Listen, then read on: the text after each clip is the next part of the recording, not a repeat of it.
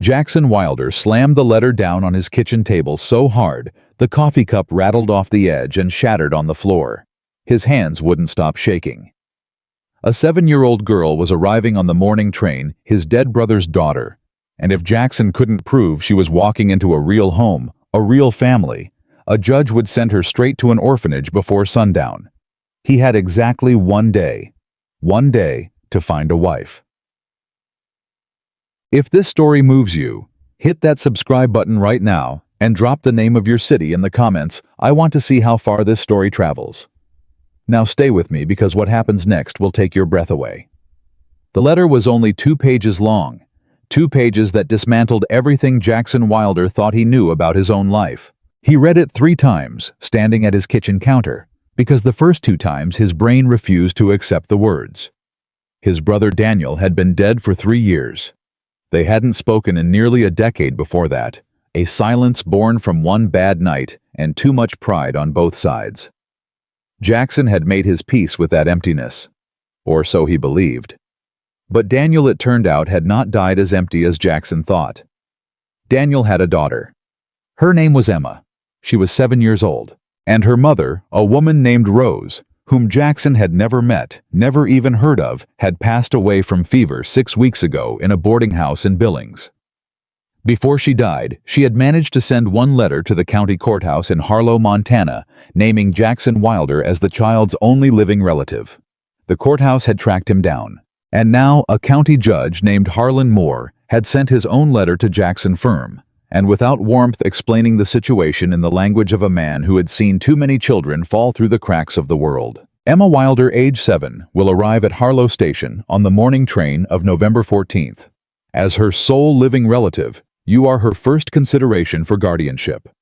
However, given your known history of solitary living and your reputation within the community, this court requires reasonable assurance that the child will be entering a stable family environment.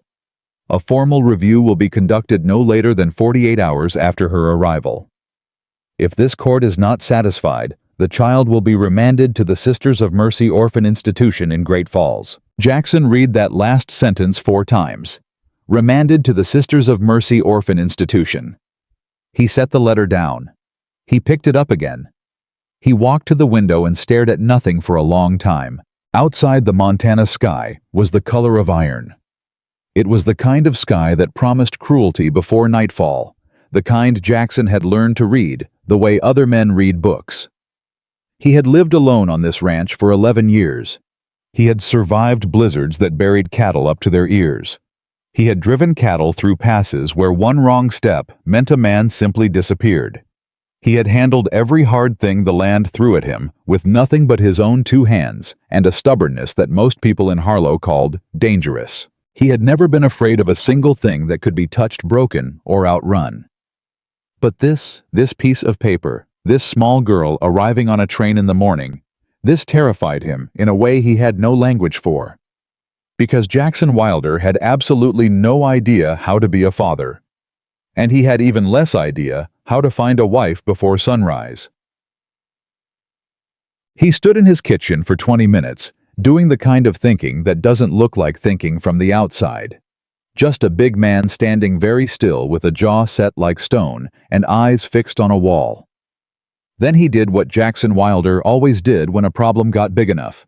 He moved. He pulled on his coat, jammed his hat down over his ears, walked out to the barn, and saddled Ghost, his gray gelding, in under 4 minutes. The horse stamped and blew steam in the cold, reading its rider's mood, the way only a horse that's been with a man through hard years can. "I know," Jackson muttered. "I know." He rode into Harlow at a pace that made people on the main street step back from the road. Now Harlow, Montana, was not a large town in those days.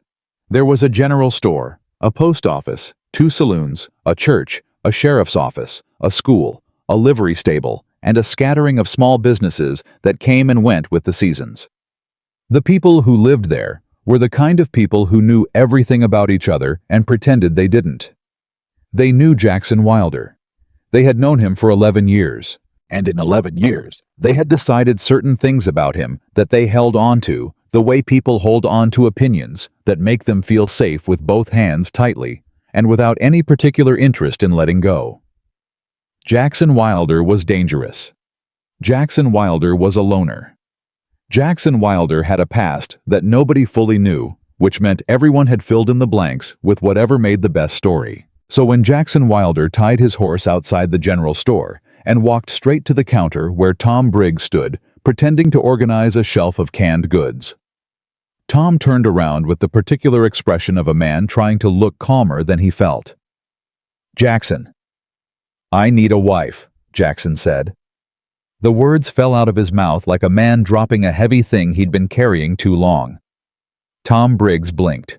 Behind Jackson, old Mrs. Patterson, who had come in for flour and had no business being interested in anyone else's, made a sound that was somewhere between a gasp and a cough.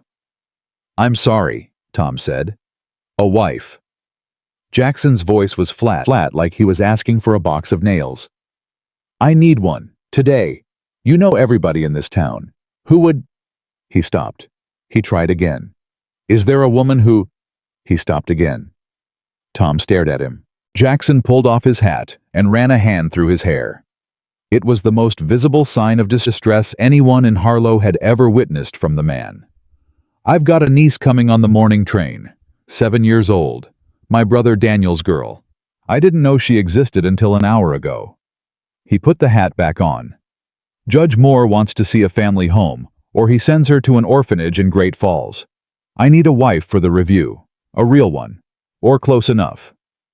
Tom Briggs opened his mouth, then closed it, then opened it again, then said, "Jackson, it's 4 o'clock in the afternoon." "I know what time it is, Tom." "You want to get married by morning." "That's what I said." Tom stared at him for another long moment. Then something happened to Tom Briggs' face that Jackson had not expected. The man started to smile, and then very quietly, Tom Briggs started to laugh. By 4:30, half of the town knew. Jackson couldn't explain how it happened. He had only spoken to Tom and Tom had sworn he wouldn't say a word. But by the time Jackson walked out of the general store and back toward the street, he could feel it. That particular shift in the air that happens in small towns when a story worth telling starts moving faster than the person it belongs to. 2 women. He passed on the boardwalk, stopped talking the moment they saw him, and started again the moment he went by. 3 men outside the saloon exchanged a look he was not meant to see. A boy of about 12 ran past him, going in the direction of the church for no apparent reason at all.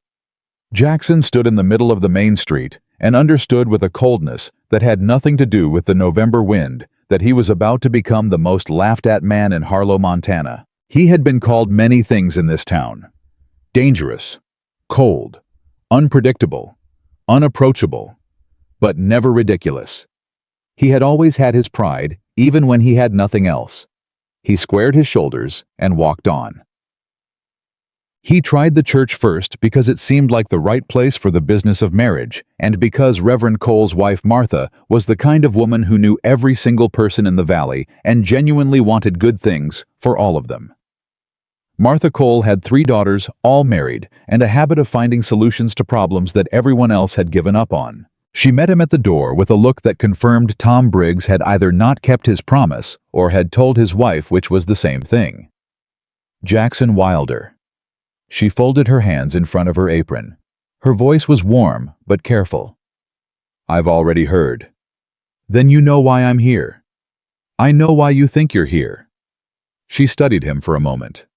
"Come inside. The Reverend is out on a call. We can talk." He sat across from her at the kitchen table, a table covered in the small, comfortable debris of a lived-in life. A sewing basket.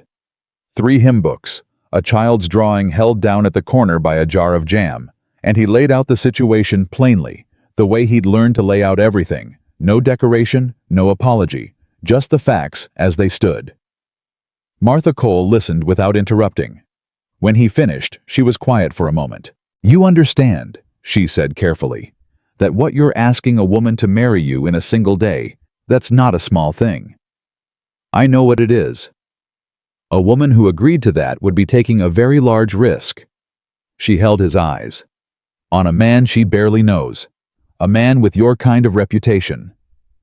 The word landed between them. Jackson did not flinch. I know what people say about me. Do you know if any of it's true? A pause. Some of it. Martha nodded slowly. Well, that's the most honest thing I've heard from a man in a good while. She tapped her fingers on the table once. There's no one here at the church who would be right for this Jackson. Not on this short a notice, not with this much uncertainty. She paused. But there's a woman in town you haven't tried. Who? Clara Bennett. Martha watched his face. She runs the bakery on Elm Street, has for 2 years now since her father passed. She's different from most people here. She seemed to choose her next words deliberately. She sees people in a way that others don't. She's had her own hard times. She doesn't frighten easily. Jackson was already rising from the chair. Where on Elm Street? Jackson. Martha's voice stopped him. Don't walk in there the way you walk into everything else. She's not the kind of woman you can move through like weather. She looked at him steadily. You go in there and you tell her the truth. All of it. You give her the chance to say no, and you respect the answer. A beat. Can you do that? He turned his hat in his hands once. Yes, he said. The bakery on Elm Street was still open. He could see the light in the windows from across the road, a warm yellow glow that didn't quite belong to the iron-gray cold of the street outside. There was a small handwritten sign in the window that said, Bennett's Bakery, and below that, in smaller letters, closed at 5. It was 4:52. He crossed the street. He pushed open the door. A small bell above the frame rang once. The smell hit him immediately. Bread and cinnamon and something deeper. Something that made a man's shoulders drop half an inch without him deciding to. He hadn't realized until that exact moment how long it had been since he'd walked into a room that smelled like something good. The woman behind the counter looked up. He had seen Clara Bennett before. The way you see everyone in a town this size. A face in passing, a name attached to a shop. But he had never looked at her. Not really. And now that he was standing 6 feet away in a quiet room with nowhere to put his eyes, he understood that there was a difference. Clara Bennett was wiping down the counter with a cloth, and she paused mid-motion when she saw him. Not with fear, he was used to that particular flash of unease in people's faces when he appeared without warning. This was different. She looked at him with a directness that most people didn't bother with. She was maybe 28, 29. Blonde hair pinned up but coming loose at the sides in the way that happened at the end of a long working day. A flour smudge on her left forearm that she either hadn't noticed or hadn't bothered with. Eyes that were the exact color of the sky right before the last light went out of it, a blue that was almost gray, almost green, and entirely steady. "Mr. Wilder," she said. Not a question, not a greeting exactly, just an acknowledgement that she knew who he was and was waiting to find out why he was there. "Miss Bennett?" He pulled off his hat. "I need to talk to you about something." She set down the cloth. "I was about to close up." "I know. I won't take long." He paused. "I hope." Something shifted in her expression. She came around the counter and gestured at the 2 small chairs by the window. The kind of chairs a bakery kept for customers who wanted to eat in and watch the street go by. She sat in one. She waited. He sat in the other. He put his hat on his knee. And then Jackson Wilder, who had not asked anyone for anything in 11 years, told a woman he barely knew the whole truth. He started with Daniel. He told her about the falling out, the years of silence, the pride that he now understood had cost him a brother he could not get back. He told her about the letter arriving that afternoon. He told her about Emma, 7 years old. Her mother gone 6 weeks ago, arriving on the morning train. He told her about Judge Moore's condition, the 48-hour review, the orphanage in Great Falls. He told her everything without dressing it up or softening the parts that made him look bad. He told her about being alone, about the ranch, about the fact that he did not know in any practical sense how to be a father to a 7-year-old girl, about the fact that he had no right to ask what he was about to ask. Then he asked it anyway. "I'm asking you to marry me," he said. I know what that sounds like. I know what I look like, and I know what people say, and I'm not asking you to pretend any of that isn't real." He held her gaze. I'm asking you to give a little girl a chance at something better than an institution. If you say no, I'll leave right now and I'll find another way. But I needed to ask you because—" He stopped. "Because why?" Her voice was quiet. He thought about Martha Cole's words. He thought about truth. "Because Martha Cole said you see people in a way others don't," he said. "And right now I need someone who can see past what I am on the outside long enough to understand what I'm trying to do." The silence lasted about 10 seconds. It felt much longer. Clara looked at him. Really looked at him, the way that made men uncomfortable because it didn't come with any of the usual social graces to soften it. She looked at his hands, his coat, his face, not with judgment, with the careful attention of a woman who had learned that the real story was usually somewhere in the details people didn't think to hide. Then she said something he was completely unprepared for. "What's her name again?" He blinked.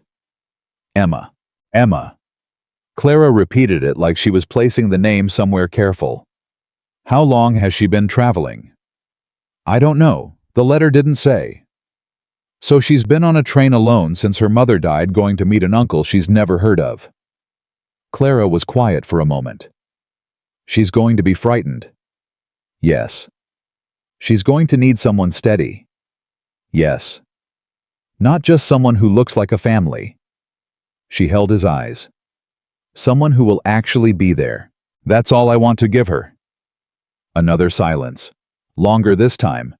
Then Clara Bennett said, "I'll marry you." Jackson went still. "But not because you need a wife," she added. Her voice was careful and clear like a woman stating terms she had thought through. "I'm doing this because that child deserves someone who chooses her, not someone she gets handed to because there was nobody else."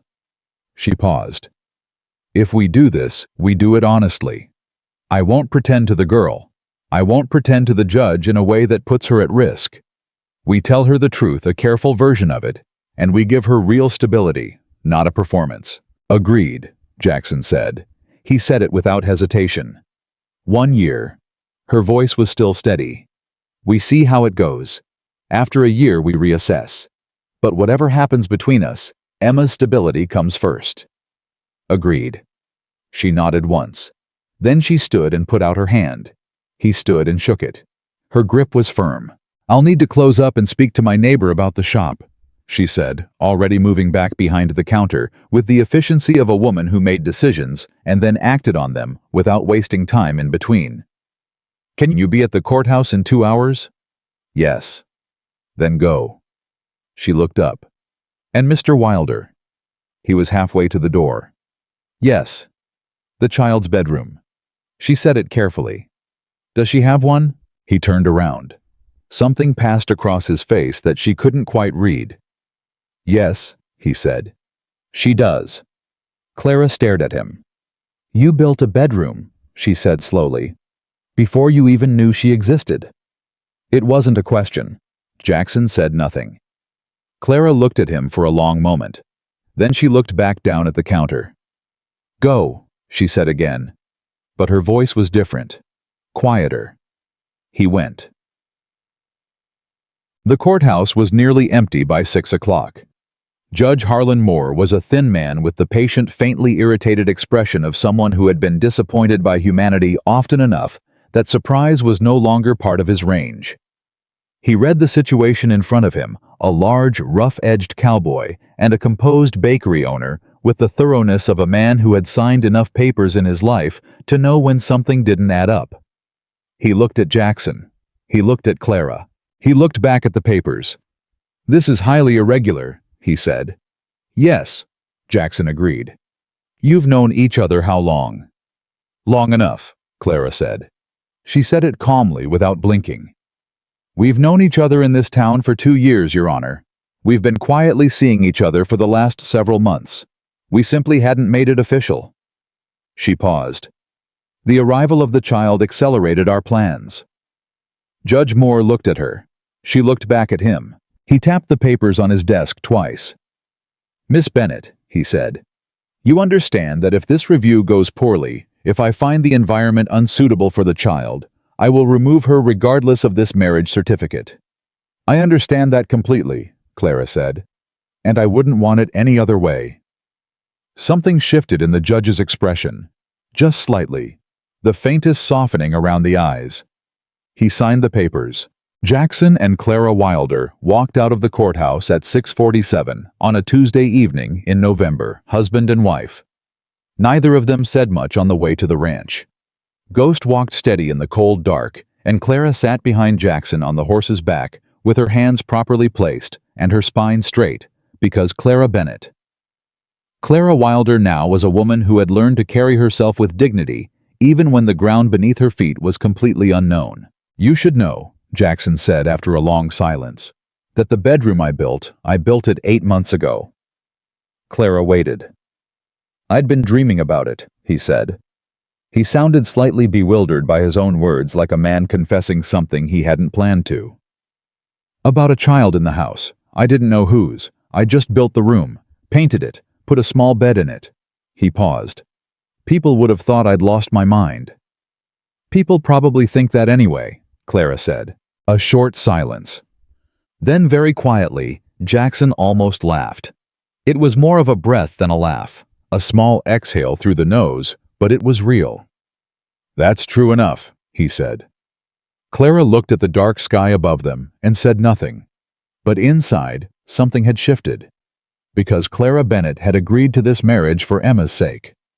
That was the truth she had told herself from the moment she said yes. But the room. A man who built a room for a child he hadn't met yet. A man who dreamed of family before he had any idea it was coming. That was not the man people described when they spoke about Jackson Wilder. And Clara, who had spent 2 years in this town, listening to the way people talked about things they didn't understand, felt something she hadn't planned on feeling. Curiosity. The ranch was larger than she expected. She had expected something rough and barely functional, a single-man space, all utility, and no warmth. She had been prepared for it. She had already, in the 2-hour drive from town, made a mental list of things that would need fixing, adjusting, softening. The main house was solid, well-built, clean in the way a man's space was clean when the man actually cared about it. Not spotless, not decorated, but ordered. Everything had a place. The floors were swept. The kitchen had real dishes, not just a single tin cup and a skillet. But what stopped Clara in the doorway of the second bedroom was not what she had expected. The room was not a spare room. It was a child's room. Small bed, clean quilt, blue and white. A small wooden shelf on the wall with 3 carved wooden animals on it, a bear, a horse, and what appeared to be a very earnest attempt at a rabbit.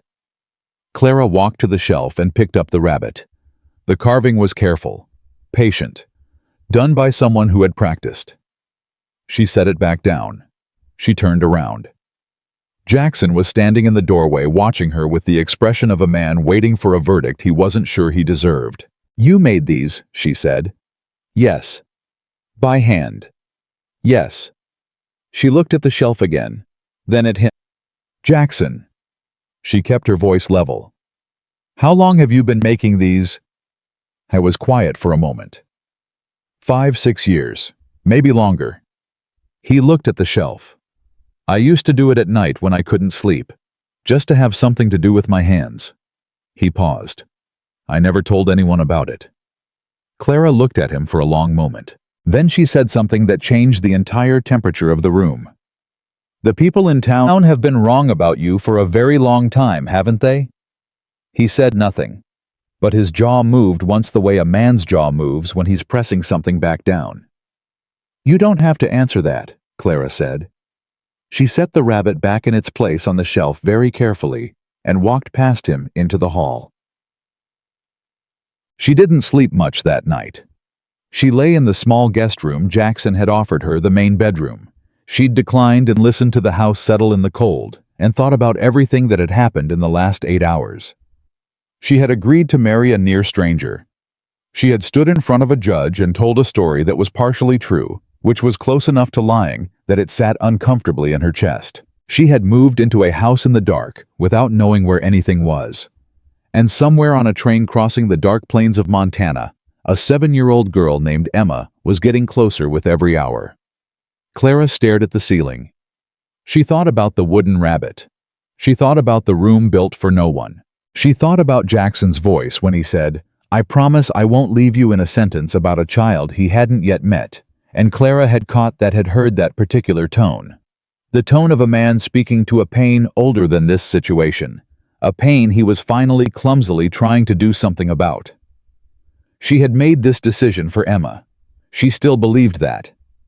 But she was beginning to understand that Emma was not the only person in this house who needed someone to believe in them. Clara closed her eyes. Tomorrow morning, everything would begin. The train station at Harlow was a small drafty building with 2 benches and a ticket window that was never open when you needed it. At 8:15 in the morning, it held a handful of people waiting to receive relatives. A station master who was drinking coffee from a tin cup and not particularly paying attention to anything, and Jackson and Clara Wilder. They stood together, without touching, the way 2 people stand when they are technically together and emotionally still figuring out what that means. Jackson hadn't said much since breakfast.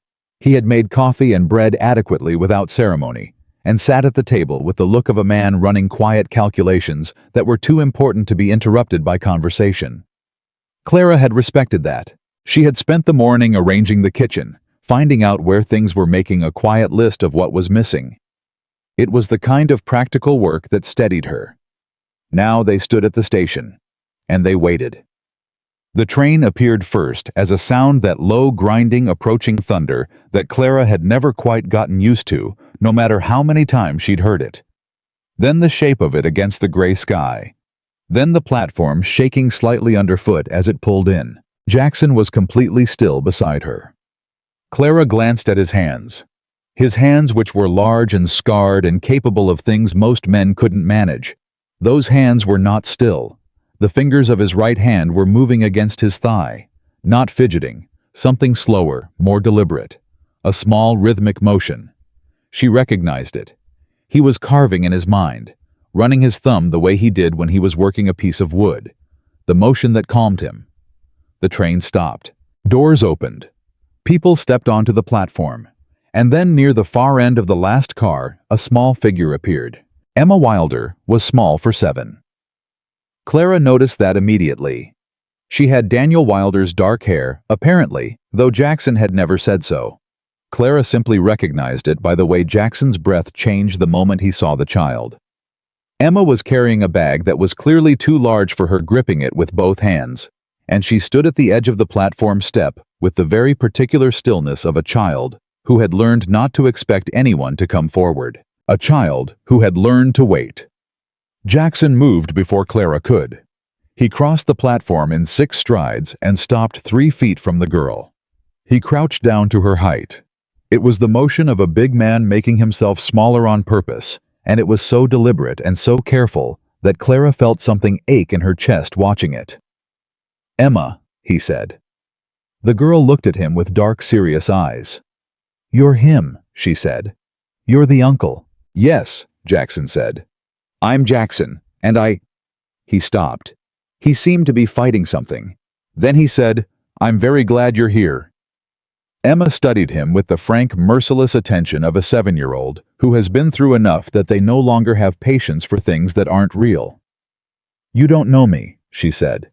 "No," Jackson agreed. "But I'd like to." A pause. "You left my mother," Emma said. "She said you left." The words fell onto the platform like stones. Jackson didn't move. He didn't look away. He took the words fully, without deflecting, without defending, and Clara watched his face absorb the impact of them, the way a strong man absorbs a blow, not by pretending it doesn't hurt, but by standing still through it. "Your mother was right," he said. "I did leave. I was wrong to. I can't change that." He held Emma's gaze. "I can't promise you I'll be perfect. I don't know how to be a father. I've never done it." A beat. "But I promise you this, I won't leave you. Not ever. Whatever I did before doesn't happen again." Emma looked at him.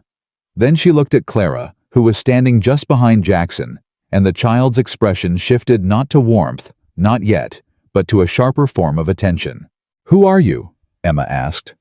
Clara came forward. She crouched down too level with the child. "My name is Clara," she said. I'm your uncle's wife. She paused. I know this is all very strange and very fast. You don't have to trust us today. You don't have to trust us tomorrow either. We're going to earn it. She looked at the bag in Emma's hands. Can I help you carry that? Emma considered this. Then she held out the bag. Clara took it. And Jackson, still crouching, still careful, reached out his hand, not to take Emma's hand, but simply to offer it, palm up, a question rather than a demand. The girl looked at the hand. She looked at the man it belonged to. And then slowly, with the gravity of a child making a decision she understood was larger than it looked, Emma placed her small hand in Jackson Wilder's. The cowboy, who had been afraid of nothing for 11 years, closed his fingers gently around his niece's hand. And for the first time in longer than he could remember, Jackson Wilder was not alone. The first morning was the hardest. Not because anything went wrong, because nothing went right either, and that in-between space, that awkward, careful silence of three people who didn't know each other. Trying to share a kitchen was its own kind of storm. Emma sat at the table and didn't eat. She had accepted the bowl of oatmeal Clara set in front of her, looked at it, and then looked out the window with the focused intensity of a child who had learned that refusing things outright caused more trouble than simply waiting them out. Jackson sat across from her with his coffee and watched her not eat without saying anything. Clara moved between the stove and the counter and pretended not to be watching both of them. The silence stretched for 3 full minutes. Then Emma said, without looking up, "My mother made it with brown sugar." Jackson didn't move. Clara. Clara was already reaching for the jar on the shelf. She set it on the table in front of Emma without comment. Emma spooned brown sugar into her oatmeal, stirred it once, and took a bite. That was the first morning. It was also the first time Clara saw what Jackson did when someone needed something. He didn't perform, it didn't make it a moment, didn't expect anything back. He simply solved the problem and moved on. Like a man who had been doing quiet, unseen things for a very long time. She filed that away. She was building a picture of him in pieces, and each new piece was different from the one she'd expected. The review was in 36 hours. Judge Moore's representative arrived the following afternoon. She was a woman named Agnes Whitmore, who wore a gray coat and carried a leather notebook and spoke in the precise, measured way of someone whose job required them to hold other people's lives in their hands without getting personally involved. She had kind eyes behind a very professional face. She toured the house. She asked Emma questions, careful, gentle questions that a child who hadn't been through difficult things might not have recognized as questions at all. Emma answered most of them in single words. She answered 2 of them with silence. The one that mattered most came when Agnes Whitmore crouched down in the hall and looked at Emma directly. "Do you feel safe here?" she asked. Emma thought about this for a long moment. Then she said, "I don't know yet." Agnes Whitmore wrote something in her notebook. Clara, standing 6 feet away, held her breath. But Agnes Whitmore looked up at Clara and said quietly, "That's the most honest answer I've heard in 6 months of doing this job." She wrote something else. "It's also the right answer for a child who's been through what she's been through." She left an hour later. Jackson stood at the door watching her go. "Well," Clara asked. "I don't know," he said. "She didn't tell me anything. She never does at this stage." Clara had done her research in the small hours of the previous night. She knew how these reviews worked. "We'll hear in 48 hours, possibly 72. Jackson turned away from the door. He looked at Clara with an expression she was beginning to recognize, the face of a man who had run out of things to control and was standing very still in the discomfort of that. "What do we do until then?" he asked. "We live," Clara said simply. "That's what we do. We make meals, and we keep the fire going, and we talk to Emma like she's a person, which she is. And we give her time to figure out that this place is safe." She paused. "Can you do that?" A beat. "Yes." "Then go find her.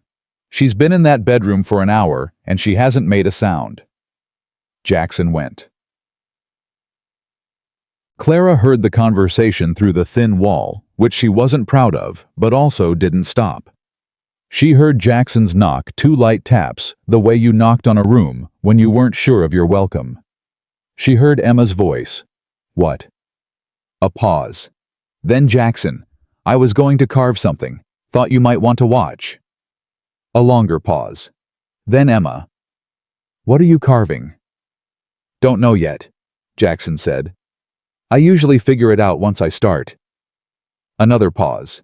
Then the sound of this bedroom door opening. Clara turned back to the counter and let out a slow, careful breath. She didn't know what she had expected from Jackson Wilder. She genuinely didn't. She had walked into this with her eyes open and a healthy skepticism about men who were described by their reputations before they were described by their actions. She had met enough people in her life to know that a reputation was often just the gap between who someone was and who their town needed them to be. But watching Jackson try quietly without announcement, without any particular grace, watching him simply try over and over in the small ordinary ways that no one was going to applaud him for. That was not what she'd expected. She didn't examine the feeling too closely. She had a pie to make, a kitchen to organize, and a marriage that was exactly 9 hours old. There would be time for feelings later. By the third day, a pattern had started to emerge in the way Emma moved through the house. She was cautious. She tested edges, not in a destructive way, but in the methodical way of a child building a map. She would sit in a chair and watch what happened when she didn't finish her dinner. She would leave a toy slightly out of place and see if anyone scolded her for it. She would ask a question that had a complicated answer and watch very carefully to see if the grown-up got impatient with her. Clara had worked with children at the school before she'd opened the bakery. She knew what this looked like. It looked like a child who had lived in uncertainty long enough that she had developed her own intelligence about it. She mentioned this to Jackson one evening while Emma slept. They were sitting at the kitchen table, which had become the place where they talked, when they talked, and Jackson had a piece of wood in his hands that was slowly becoming something. Clara had tea. Outside, the November wind was having a serious conversation with the windows. She's testing us, Clara said. Not to be difficult, because she needs to know the rules. She needs to know what makes people angry here, what's safe to ask for, what the edges are. Jackson turned the wood in his hands. What do we do about it? We don't change when she tests us. We stay the same. Clara wrapped both hands around her mug. Consistency is the only thing that actually convinces a child they're safe. Not words, not promises, consistency. Jackson was quiet for a moment. That I can do, he said. I know, Clara said. He looked up from the wood. She held his gaze for exactly 1 second longer than she meant to. Then she looked away. What is that going to be? She asked, nodding at the wood in his hands. He turned it so she could see. It was the beginning of a small figure, narrow shoulders, legs, still blocky and rough, the face barely started. A girl, he said. Then with no particular emphasis. 7 years old, I think. Clara set down her mug. She didn't say anything, but she looked at the small wooden figure in his hands, this rough, unfinished, earnest thing, and something that had been very carefully guarded in Clara Bennett's chest shifted on its foundation, just slightly. Just enough to worry her. The town, as towns did, had opinions. Harlow, Montana was a community of people who had made a long-term investment in knowing each other's business, and the sudden marriage of Jackson Wilder to Clara Bennett was the kind of development that warranted immediate analysis from every available angle. Clara heard it first at the general store. She'd gone to pick up flour, leaving Emma with Jackson for the first time, which had been its own small act of managed courage on everyone's part. She was in the back aisle when she heard 2 women talking in the front, not loudly, but not quietly enough either. I heard it was the same day, one of them was saying. One day, and they were married. She didn't know the man. She knew of him, the other said in the tone of someone offering a defense they don't fully believe. Knowing of a man like Jackson Wilder and knowing him are 2 very different things, Edna. He's had that ranch for 11 years, and not one person in this town has been inside it. You don't find that strange? A pause. I find Clara strange, to be honest. A woman like her, she had a good life here, her bakery, her... She married him in a day. A lower voice now conspiratorial. You have to wonder what he told her. What he promised. A man like that with his kind of history. Clara set her flower on the counter. Both women turned. The silence lasted exactly as long as it took for them to register who was standing behind them. Clara looked at them both. She did not perform anger. She did not tremble or flush or look away. She simply looked at them with the quiet level steadiness of a woman who had made her choice with full information and did not owe anyone an explanation for it. "Good morning, Mrs. Pierce," she said. "Mrs. Holt." She put the flower on the counter and opened her purse. "Beautiful day, isn't it?" Neither woman said another word. Clara paid for her flower, thanked Tom Briggs at the counter, and walked out. But on the way back to the ranch alone on the road with the cold morning air and no one to keep face for, she let the conversation sink all the way in. A man like that with his kind of history. She didn't actually know Jackson's history, not fully. She knew what Martha Cole had told her. She knew what she had seen in 3 days of living in the same house. She knew the room he'd built, the animals he'd carved, the way he spoke to Emma carefully without pressure, with that particular patience of someone who was trying very hard in a place where trying didn't come naturally. But she didn't know the past. And the past in her experience was the thing that told you the most about a person. She was going to have to ask him. "Okay." She asked him that night. Emma was asleep, and the kitchen was quiet, and Jackson was at the table with his wood again. The small girl figure was getting clearer, now recognizable, the shoulders more defined, when Clara set down her tea and said, "Tell me about your past." Jackson's hands slowed. "The things people say in town," she continued. "I'm not asking to judge you. I'm asking because I'm living in your house, and I'm helping raise your niece, and I think I've earned the right to know who I'm doing that with." He set this carving down. He looked at her for a moment. Not defensively. The way a man looks when he's deciding how much truth to give, not whether to give it, but how much. "When I was 22, he said, "I got into a fight with a man named Cole outside the Elbow Saloon. Boyd Cole. He'd been running his mouth about my father and I." He paused. "I hurt him badly. More than I meant to. More than was right." His jaw moved once. "He lived, but he walked with a limp after that. And I left town before the sheriff could have a proper conversation with me." Clara kept her eyes on him. "I rode with a group for a while after that," he said. "Men with motorcycles. You've probably heard of them." He said the name. Clara nodded slowly. "The Hells Angels. I was with them for 2 years." He looked down at his hands. "I'm not going to tell you everything from that time, because some of it isn't mine alone to tell. But I'm going to tell you this. I never hurt anyone who didn't start the hurting. I never took anything that wasn't offered. And when I decided I was done with that life, I walked away clean." "How?" He looked up. "I mean, how does a person walk away clean from something like that?"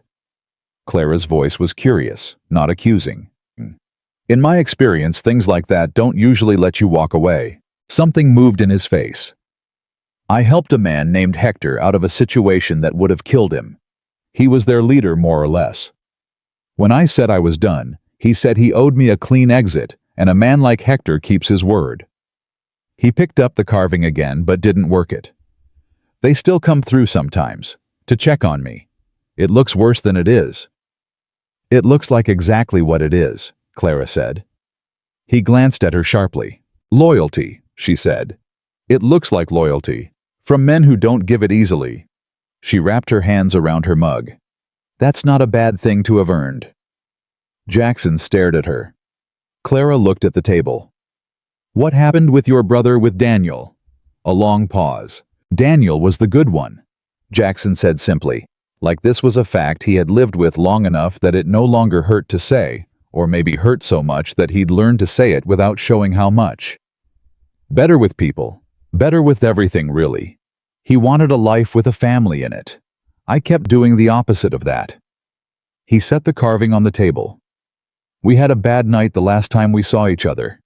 I said things I couldn't take back. He said some things too. And I rode away, and I told myself he'd come around, that there was time." He was quiet for a moment. There wasn't. The fire made a sound. The wind pushed at the windows. Clara said, "He had a daughter. He had a daughter." Jackson's voice was very quiet. "And she has his eyes. Did you notice that those dark eyes very direct, very—" He stopped. He cleared his throat. "Daniel used to look at me exactly like that when he thought I was making a mistake." Clara looked at her tea. She didn't say anything, because there was nothing to say that the silence wasn't already saying better. "I'm not going to let her down," Jackson said.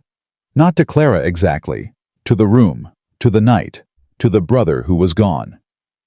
"Whatever I have to do, whatever I have to become, I'm not letting that child down."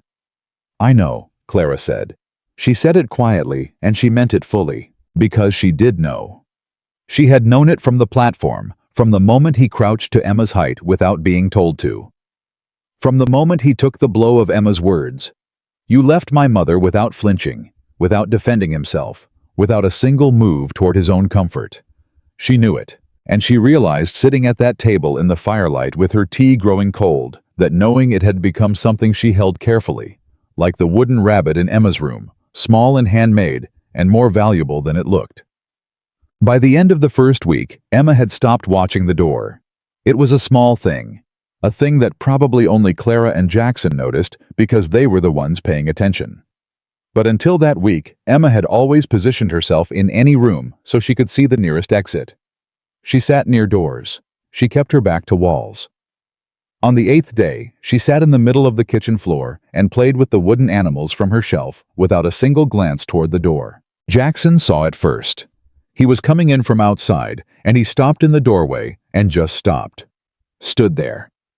And Clara, watching from the corner of the kitchen, saw his face do something that a face like Jackson Wilder's was not built to do in public. It crumpled slightly. Just for a second. He blinked. He looked at the ceiling for a moment. He set his jaw. Then he came inside and sat on the floor. On the floor, this enormous man within 2 feet of Emma, and said, "Which one's your favorite?" Emma considered the animals with the seriousness of a child making an important decision. "The rabbit," she said, "because it looks like it's nervous about something, but it's trying not to show it." Jackson looked at the rabbit. "Does it?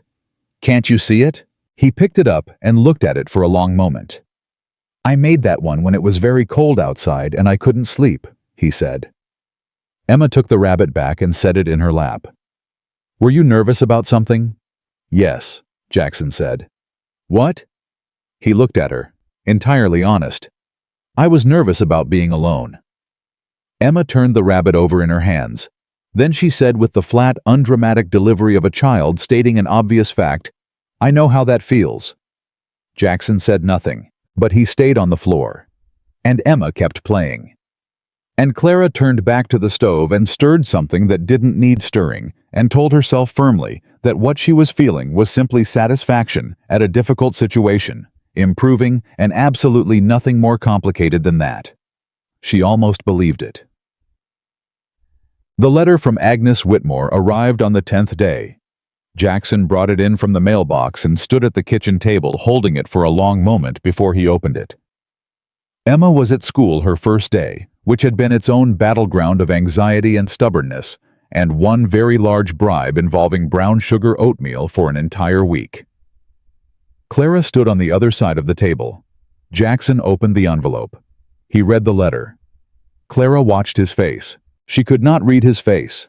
She had gotten better at it over 10 days. She had learned to read the small signals, the jaw tension, the way his hands changed, but this was different. His face had gone completely still in a way she hadn't seen before. "Jackson."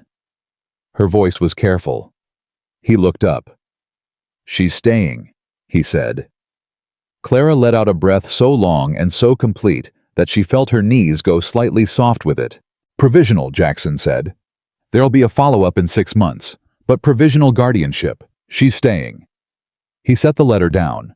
He put both hands flat on the table. He looked at them. Clara watched his shoulders drop, not in defeat, but in the physical release of tension that had been held so long it had become structural. His whole body was setting something down. She wanted to cross the table and put her hand on his arm. She didn't, because that was a different kind of territory, and she was still mapping the edges. "I'm going to pick her up from school," Jackson said without looking up. I know, Clara said. He picked up his hat. He stopped at the door. Clara. He turned. I know this isn't... I know you didn't sign up for more than a year. I know that. But... He stopped. He tried again. Whatever you need. From me. I want to give it. I just... His jaw moved. I don't always know how to say things. Clara looked at him. Jackson, she said, you just said it. He looked at her. She held his gaze. Something passed between them. Something wordless and slightly dangerous. The kind of thing that two people feel when they have been quietly watching each other for 10 days, and both of them realize at exactly the same moment that they have been watching more carefully than they planned to. Then Jackson put on his hat and walked out the door, and Clara stood in the kitchen and listened to the sound of his horse leaving and put her hand flat on the table where his had been and thought very seriously about the kind of trouble she was walking toward. The first crack appeared from the outside, the way the worst cracks usually do. It came in the form of a man named Richard Cole. Not Boyd Cole, his son. A rancher with considerably more land and considerably more resources than his father had ever had, and the particular kind of ambition that made both of those things feel insufficient. Richard Cole had been watching Jackson Wilder's land for years with the slow, patient greed of someone who has the luxury of waiting. He had counted on Jackson staying alone. He had counted on Jackson being the kind of man who could be outlasted, who would eventually drift away from the land or drink it away, or simply hand it over, because a man alone could only hold something for so long before he needed more from life than a stretch of Montana ground.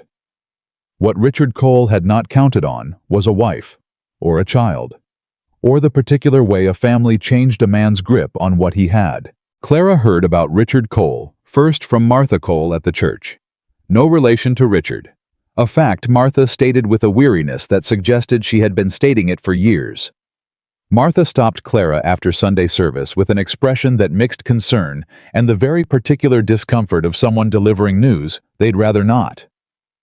Richard's been talking, Martha said. About what? Clara asked. About Jackson. She lowered her voice. About the marriage. About Emma. She paused. He's been telling certain people, the kind of people who listen to him, because he employs them, that the whole thing is an arrangement. That Jackson manufactured a family for the custody review, and there's no real home there. She held Clara's eyes. He's been talking to people who have the judge's ear. Clara was quiet for a moment. Why? She said. What does he want? The land, Martha said. He's been trying to buy Jackson out for 3 years. Jackson won't sell, she paused. If the guardianship falls through, if Emma gets remanded, Richard's planning to argue that Jackson is unfit to manage the ranch because he's unstable. He's got a lawyer. Clara stood very still. Does Jackson know? Not yet. Martha looked at her steadily. I'm telling you because I think you know what to do with this better than you think you do. Clara walked home with the cold November wind in her face and the kind of anger in her chest that she rarely let herself feel fully. A clean, clear anger. The anger of someone who had chosen something real and was watching someone try to call it a lie. She told Jackson that evening. She laid it out plainly, the way she laid everything out, all the facts, all the implications, without softening the sharp edges. Jackson sat very still through all of it. When she finished, the silence lasted long enough that Clara began to wonder if he was going to say anything at all. Then he said, He's going to go after Emma. Yes. He's going to stand up in front of a judge and try to take her away. That's what it looks like. Window and stood with his back to the room, and the set of his shoulders was something Clara recognized now. The stillness before a man who had been tested very badly decided what kind of man he was going to be in response. She waited. I spent a long time, Jackson said slowly, letting people say whatever they wanted about me, because I figured it didn't matter. I was alone. There was nobody they could use against me. He turned around. His face was completely level, but his eyes were different. Emma changes that. Yes, Clara said. He knows that. Yes. Jackson looked at her. What do we do?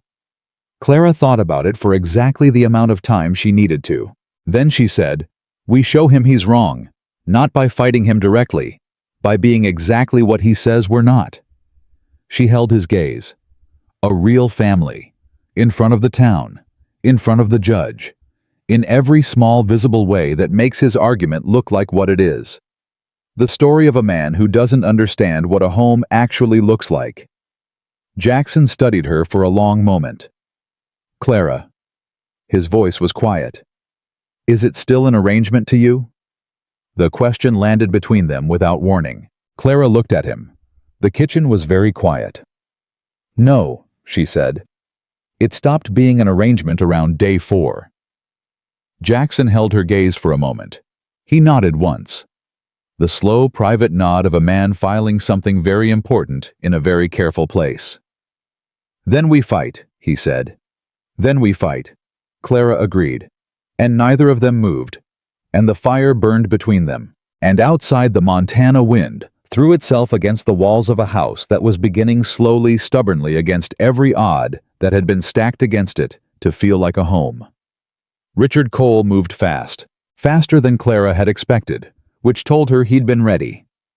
The petition arrived at Judge Moore's office 4 days after Martha Cole's warning. A formal legal challenge to Jackson's provisional guardianship, 17 pages long, drafted by a lawyer from Billings, who charged more per hour than most men in Harlow made in a week. Clara read every page of it at the kitchen table the night Jackson brought it home. It was precise, it was ugly, and it was built on just enough truth to be dangerous. It cited Jackson's history. The fight with Boyd Cole, the years with the Hells Angels, the decade of isolated living. It cited the speed of the marriage. It cited the fact that Clara had known Jackson for less than 2 weeks before agreeing to raise a child with him. It cited 3 unnamed sources in Harlow who were prepared to testify that the marriage appeared to be a convenience arranged for the purpose of the custody review. Jackson read it standing up. He read the whole thing without sitting down and without changing his expression. When he finished, he set it on the table very carefully and said, "How much of this can hurt us?" "Enough," Clara said. Emma was in the next room. They were both aware of that. "The history that's real," Clara said quietly. "We can't unmake it. But history isn't character. A good lawyer can show the difference." She paused. "The marriage, that's the harder part. Because he's not wrong that it was fast." "It's real," Jackson said. "I know it's real." She held his gaze. "But real isn't enough if we can't show it." He looked at the papers again. His jaw moved once. "He's going after Emma," he said for the second time in 4 days. But this time it sounded different. Less like analysis and more like a man drawing a line. "Yes," Clara said. "Then we don't defend ourselves." His voice was flat and certain. "We tell the truth. All of it. Whatever the judge needs to hear about who I am now, not who I was, we give it to him." He looked at Clara. "And I need you to tell me honestly.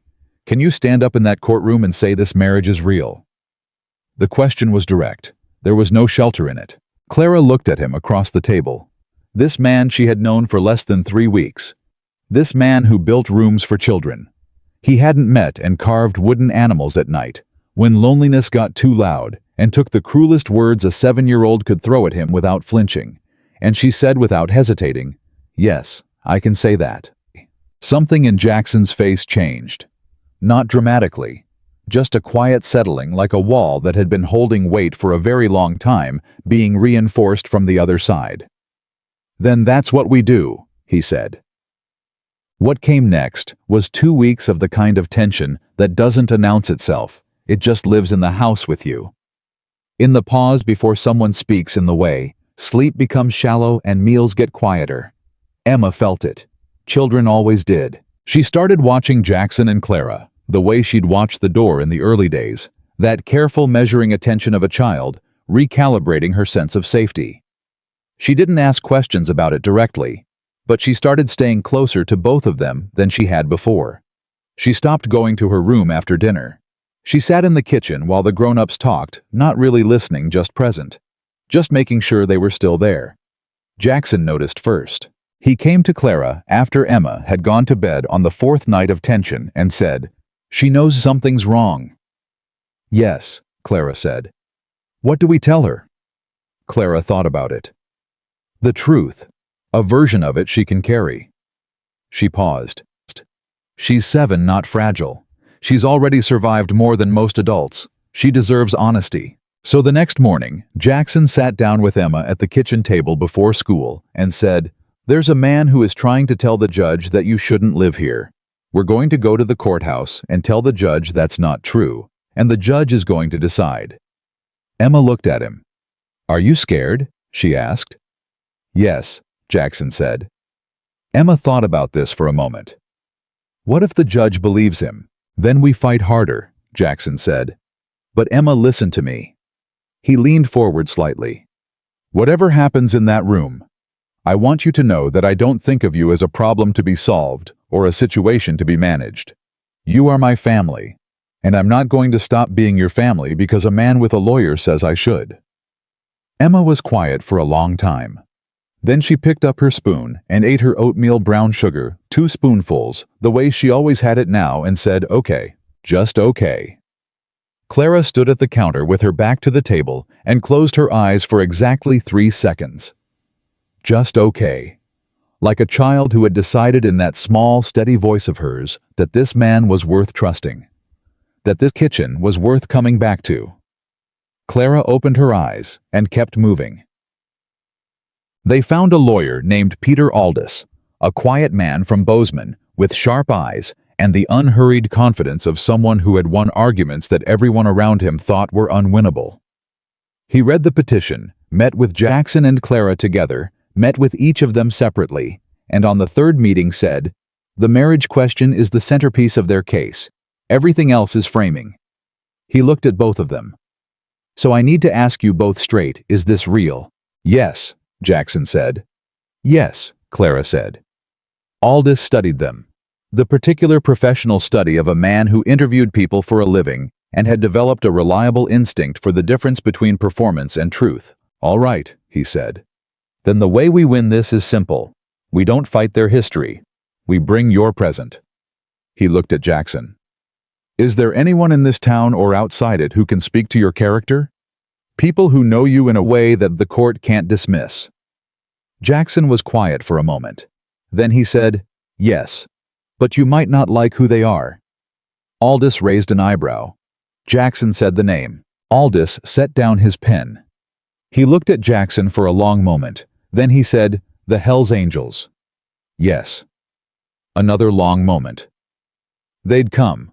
Aldous asked. "If I asked," Jackson said. "Yes." Aldous picked his pen back up. "Then ask," he said. The letter Jackson sent was short. Clara read it over his shoulder as he wrote it, 3 sentences handwritten direct. The way everything Jackson did was direct. He wrote it to the post office himself and came back without talking about it. For 4 days, nothing happened. Clara told herself she wasn't waiting. She was absolutely waiting. On the 5th day, she came in from the yard and found Jackson standing in the kitchen holding a folded piece of paper. His face was doing the thing again. The unreadable stillness that she had learned by now usually meant something large was moving underneath. "They're coming," he said. "All of them?" Clara asked. "Enough of them," Jackson said. Clara sat down. "Clara." His voice was careful. "When they arrive in town, I mean it's going to look bad. Before anyone knows why they're here, it's going to confirm everything Richard Cole has been saying about me. I know that. It might make things harder before it makes them better. I know that too." She looked at him steadily. "Do you trust them?" "With my life," Jackson said. "I have trusted them with my life, more than once." "Then that's enough," Clara said. He looked at her with an expression she had no category for, something that moved across his face like weather, like something he couldn't quite contain. Then he said, "I don't know what I did to deserve you stepping in the way you stepped in." Clara looked at her hands. "You built a room," she said simply. "For a child you didn't know. You built it and waited." She looked up. That's not a complicated man to deserve Jackson. That's just a man who needed someone to see what he was doing. He didn't answer. But he looked at her the way a man looked at something he was afraid to want too much. And Clara looked away first, because she was afraid of exactly the same thing. They arrived on a Thursday morning, 9 of them on motorcycles riding through Harlow's Main Street in a sound that turned every head on the road. Leather jackets, road dust. The unhurried certainty of men who were not accustomed to caring how they looked to people who didn't know them. The town went still. Clara heard about it from 3 different people before noon. By afternoon, Richard Cole had filed an emergency addendum to his petition. By evening, Aldous was on their porch saying, "The judge moved the hearing up. Tomorrow morning, Cole is arguing the arrival of these men constitutes a threat environment for the child." Jackson's face went cold. "Emma is not threatened." "I know that," Aldous said. "You know that. The men know that." He paused. "Tomorrow morning, we show the judge." The hearing room was not large. It held the judge's bench, 2 counsel tables, a gallery of wooden chairs, and on the morning of the hearing, approximately 40 people who had no legal reason to be there, and every human reason, which was that this was the most significant thing to happen in Harlow in 3 years, and nobody intended to miss it.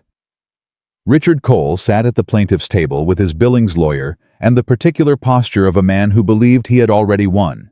Jackson sat at the defense table with Aldous on his left and Clara on his right. She had reached over at some point, she couldn't remember exactly when, and put her hand over his on the table. Jackson had turned his hand over and held it. Neither of them let go. Emma sat in the gallery with Martha Cole, who had brought her without being asked, and positioned herself beside the child, with the quiet authority of a woman who had decided she was going to be useful whether or not anyone gave her permission.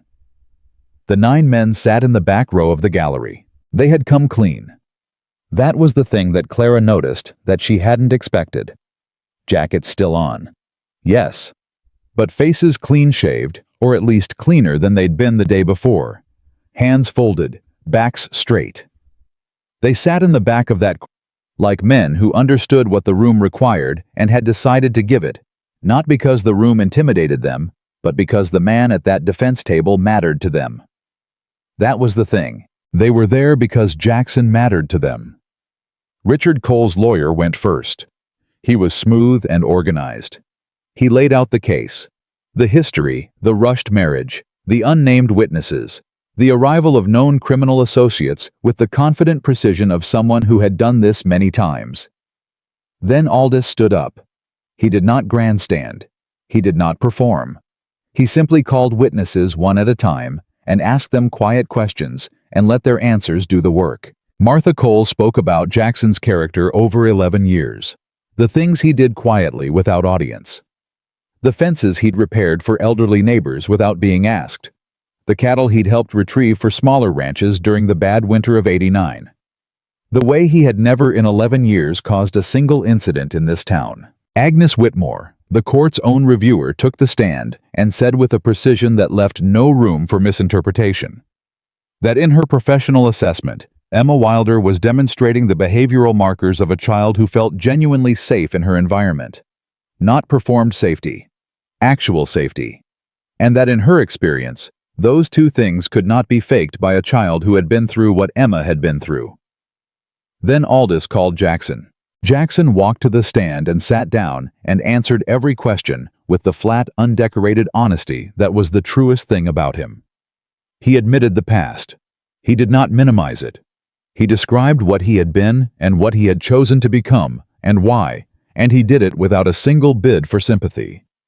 Then Aldous said, "Mr. Wilder, why do you want to raise this child?" Jackson was quiet for a moment. The courtroom was very still. "Because she's my brother's daughter," he said. "And I failed my brother. I can't fix that. But Emma is here, and she is 7 years old, and she is extraordinary." His voice stayed level, but something underneath it moved like water under ice. "She talks to wooden animals. She tests every situation before she trusts it, because she's smart enough to know the world isn't always safe. She puts brown sugar in her oatmeal, and she cried exactly once the second night she was at the ranch very quietly, when she thought no one could hear her. He paused. I heard her. I sat outside her door for an hour because I didn't know if I should go in or give her space, and in the end, I just stayed there, in case she needed to know someone was close. He looked at the judge. That's all I know how to do. Stay close. Show up, not leave. A beat. I understand that's not everything a father is. I know I have a lot to learn, but I will learn it, and I will not leave her. The courtroom was completely silent. Then from the back of the gallery, one of the 9 men, a large man with graying hair and a face that carried 20 years of difficult weather, cleared his throat and stood up. Judge Moore looked at him. Aldous nodded once. The man said, Your Honor, my name is Hector Reyes. I've known Jackson Wilder for 15 years. I'd like to say something if the court will allow it. The judge looked at him for a long moment. Sit down, Mr. Reyes, the judge said. Hector Reyes sat down. The judge looked at his papers. He looked at Richard Cole's table. He looked at Jackson. Then he said something that nobody in that room expected. I've heard enough. Richard Cole's lawyer started to rise. Your Honor, we haven't finished presenting. Mr. Aldous has adequately represented his client, the judge said. And I have read every document in this case, including Mr. Cole's petition 3 times. He looked at Richard Cole directly. I am also aware, Mr. Cole, that the property adjacent to the Wilder Ranch has been the subject of 3 separate purchase offers in the past 4 years, all originating from your holdings. He paused. I want to be very clear about what I find when I look at this case. The room held its breath.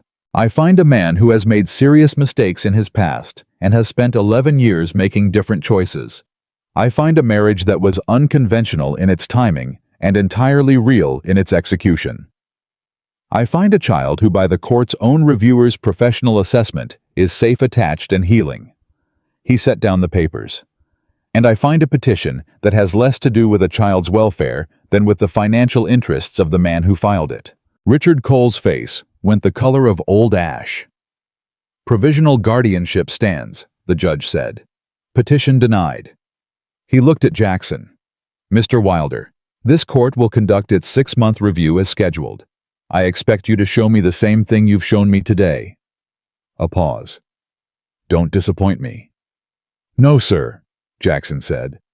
The gavel came down, and in the back row, Hector Reyes, who had not been allowed to speak, smiled the slow, private smile of a man who had known before he ever walked into that room exactly how this was going to end.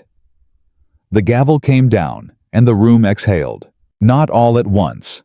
It happened in waves, the way relief always did, moving from person to person as the words settled into meaning. Jackson sat completely still for 3 full seconds after the judge spoke, like a man who had braced so hard for impact that his body hadn't yet received the message that the blow wasn't coming. Then Clara squeezed his hand. He looked down at their joined hands on the table. He looked up at her. And for the first time since Clara had known him, since that first afternoon in the bakery, since the courthouse marriage, since 11 days of careful distance and careful watching, Jackson Wilder looked like a man who had put something down. Something he had been carrying so long he'd forgotten it had weight. It's done, Clara said quietly. It's done, he repeated, like he needed to hear himself say it. Behind them, Emma made a sound, not quite a word, not quite a cry, and Jackson was out of his chair before Clara had fully turned around. He crossed the gallery in 4 steps and crouched to Emma's height, and the girl threw both arms around his neck with a force that rocked him back on his heels. He caught her. He held on. Martha Cole looked at Clara over the top of Emma's head with the expression of a woman who had lived long enough to recognize the exact moment when something became permanent. Clara looked away before her own face could betray her. In this back row, Hector Reyes stood up quietly, buttoned his jacket, and walked out without making a production of it. The other 8 men followed. No ceremony, no announcement, just men who had come to do a thing and were satisfied the thing was done. Richard Cole left without looking at anyone. His lawyer was already on his phone before they reached the door. Jackson didn't watch them go. He had his arms around Emma and his eyes closed, and he wasn't watching anything at all. The ride home was different from every ride that had come before it. Emma sat in front of Jackson on the horse, a first something she had refused for 2 weeks, and simply announced she was ready for that morning, with the unpredictable certainty of a child who made decisions on her own internal schedule. Clara rode behind them on the old bay mare that Jackson had quietly borrowed from his neighbor for her use, and she watched the two of them from 20 feet back. The big man and the small girl, Emma, talking about something with her hands. Jackson's head bent slightly to hear her better and felt something move through her chest that she had run out of practical explanations for. She had been running out of practical explanations for a while now. When they got home, Emma went straight to her room and came back with the wooden rabbit and set it on the kitchen table and said with the particular solemnity of a child conducting an important ceremony, "He should be out here, not just in my room." She looked at Jackson. "Can you make more for out here?" "Yes," Jackson said. "A whole family of them." Something in Jackson's face went very quiet. "Yes," he said. "A whole family." Emma nodded satisfied and went to hang up her coat. Jackson looked at the wooden rabbit on the table for a long moment. Then he looked at Clara. "A whole family," she said softly. He held her gaze. "Yeah," he said. The week after the hearing was the quietest week they'd had since Emma arrived. Not a bad quiet. A different kind. The quiet of a house that had fought for itself and won a quiet with substance in it. Emma went to school without the look of a child, bracing for the ground to shift. Jackson worked the wrench with something in his shoulders that Clara could only describe as ease. Not happiness, exactly, not yet, but the first cousin of it, the thing that came before. Clara reopened the bakery 3 mornings a week, which she'd been delaying because the mornings were easier if she was home. It was on the 4th day of that week that Hector Reyes knocked on the front door. Alone this time. Just him without the others. He stood on the porch with his hat in his hands, a gesture that looked almost foreign on a man built the way Hector was built, and when Clara opened the door he said, "I was hoping to speak to Jackson, and to you if you're willing." She let him in. Jackson came in from the back and stopped when he saw Hector standing in his kitchen. Something passed between the two men, a long, loaded look that carried the weight of years Clara hadn't been part of. "Hector," Jackson said. "Jackson." Hector set his hat on the table. "You look different." "Different how?" Hector looked at him for a moment, then at the wooden rabbit still sitting in the center of the table, then at the kitchen in general, the pie cooling on the counter, Emma's school drawing tacked to the wall by the window, the 2 coffee mugs still sitting from this morning. Then back at Jackson. "Like you live here," Hector said. Jackson said nothing. "I wanted to say something in that courtroom," Hector said. "The judge didn't let me, but I'm going to say it here if that's all right." He looked at both of them. "I've known this man since he was 22 years old, and so angry he couldn't stand still for more than 10 minutes at a time. I watched him make every wrong choice a man can make with good instincts and no direction." He paused. "I also watched him make choices that nobody knew about. Helped a family outside of Butte, whose father had just died, spent 3 days fixing their roof and their fence, and left before they could thank him. Pulled a kid out of a situation in Great Falls that would have ended that kid's life and never said a word about it to anyone." He looked at Jackson steadily. "You always had it in you. You just didn't have anyone to have it for." The kitchen was very still. "Now you do," Hector said. Jackson looked at the table. "Don't waste it," Hector said. His voice was quiet, but it landed like something final. "That's all I came to say." He picked up his hat. He looked at Clara. "You're good for him," he said. "Not because you're kind, because you're honest. There's a difference." He nodded once. "Ma'am." He walked out. Clara and Jackson stood in the kitchen without speaking for a full minute. Then Emma appeared in the doorway in her socks and said, "Who was that?" "An old friend," Jackson said. Emma looked at the door, then at Jackson.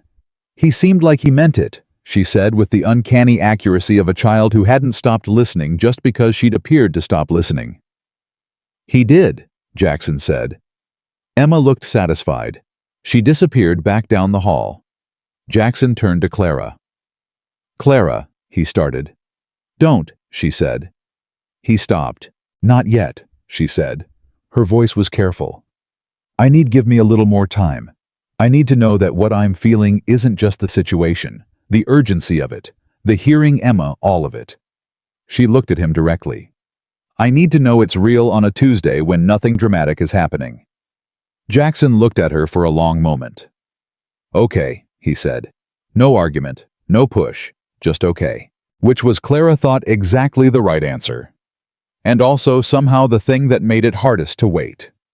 The 6-month mark crept toward them, the way significant things did, seemingly far away for a long time, and then suddenly very close. November had long given way to the deep freeze of a Montana winter, and winter had cracked open into the uncertain warmth of early spring. And in those months, the 3 people living in that ranch house had become something that had no clean category except the obvious one. They were a family, not a perfect one. Jackson still went silent when things overwhelmed him, disappearing into the barn for an hour, rather than trying to find words he didn't have yet. Clara still held parts of herself back, not dishonestly, just carefully, the way a woman held the last piece of something valuable, because she'd learned the hard way that giving everything at once left you with nothing if things went wrong. Emma still had nights where she woke up crying and couldn't explain why, and those nights the rule established without discussion, simply understood between the 2 adults, was that whoever heard her first went, and the other one stayed close enough to be found. They had a language now, small, specific, theirs. The way Emma knocked on Jackson's workshop door, 3 quick taps when she wanted to watch him carve. The way Jackson made coffee strong for himself and left a small cup of warm milk with a spoonful of coffee in it on the counter for Clara, without being asked, because he had noticed on day 3 that she didn't like full strength but wouldn't say so. The way Clara left the light on in the kitchen when she went to bed before Jackson came in from the evening check on the cattle, because she'd learned he didn't like walking into a dark house, though he'd never said that either. They knew each other now. And knowing each other had become, without anyone planning it, the most important thing in Jackson Wilder's life. The 6-month review went smoothly. Agnes Whitmore spent 2 hours, watched Emma move through the house with the confidence of a child who knew exactly where she belonged, had a cup of coffee. With Clara, shook Jackson's hand and left. The letter confirming full guardianship arrived 11 days later. Jackson read it at the mailbox and stood in the cold for a while before he came back inside. When he came in, Clara was at the stove, and Emma was at the table doing her arithmetic homework with the focused misery of a child who found numbers personally offensive. He set the letter on the table. Emma looked at it. "Is that the judge?" "Yes," Jackson said. "What does it say?" "It says you're mine," he said. "Officially, permanently." Emma looked at the letter. She looked at Jackson. Something moved across her face, a complicated thing, a 7 months in the making thing, something that started in her eyes and worked its way down until her chin did the small trembling that happened when Emma Wilder was feeling something too big for her face to hold all at once. "Okay," she said, the same word she always used, but this time it came out slightly broken at the edges. She went back to her arithmetic. 30 seconds later, she put her pencil down, got up from her chair, walked around the table, and hugged Jackson around the middle, with both arms, and her face pressed against his chest. Jackson's hands came up and held her. Clara turned back to the stove. She was absolutely crying. She was doing it with complete silence, and her back fully turned, and she had no intention of letting either of them see it. But she was crying the way a person cried when they had held something together for 7 months, through difficulty and exhaustion and careful hope, and it finally actually held. She heard Emma's voice from behind her, slightly muffled against Jackson's shirt. "Can I call you Dad?" The silence lasted 4 seconds. Clara stopped breathing. Jackson's voice, when it came, was the quietest she had ever heard it. Not weak, quieter than that. The quiet of something too full to get louder. "Yes," he said. One word. Clara gripped the edge of the counter. One word, and the whole long winter of careful and provisional.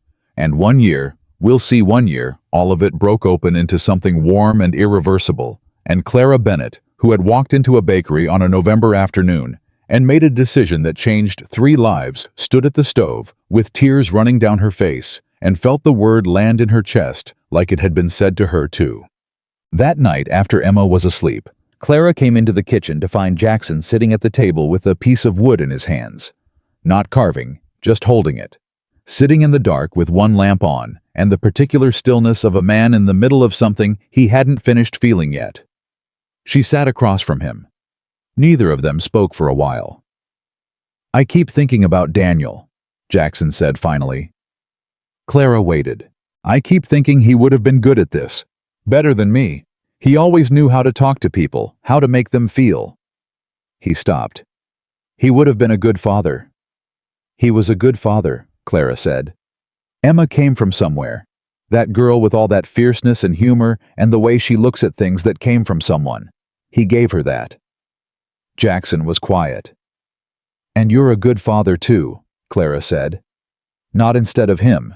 In addition to, that's how it works." He looked at her across the table. "How do you do that?" he said. "Do what? Know exactly what a person needs to hear." Clara looked at her hands. "I grew up watching my father carry things alone," she said. "Things he should have said out loud. He thought silence was strength." She paused.